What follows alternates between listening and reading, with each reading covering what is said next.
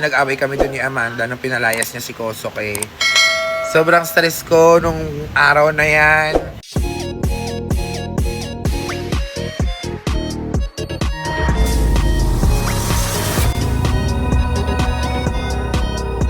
Panoorin nyo kasi nag-away kami doon ni Amanda nung pinalayas niya si Kosok eh.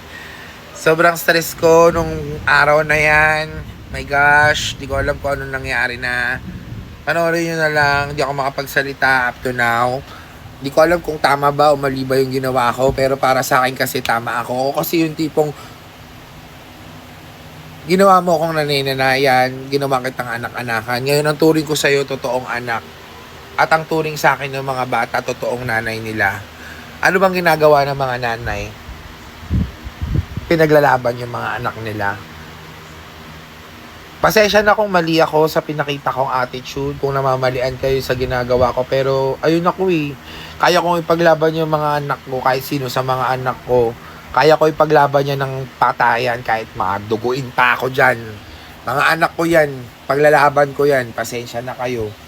Ngayon, kung hindi nyo gusto yung kung paano ko maging mami sa mga bata, hindi ko na yung kasalanan. Basta, ako, yung pagiging mami ko sa kanila, paglalaban ko sila hanggang dulo. Hanggat mami nila ako. Ayan ang mami. At, ito lang masabi ko. Walang pwedeng ibang sumigaw, walang ibang pwedeng magpagalit, walang pwedeng ibang magpalayas, lalo na sa mga anak ko. Ako lang. Yun lang. Gusto mo rin ba ng kadate?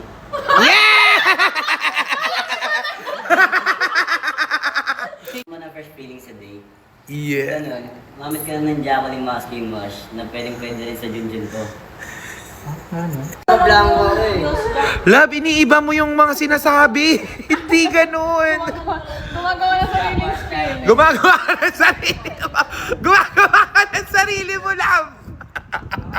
Jack wash, dahil pwede rin ito, body wash.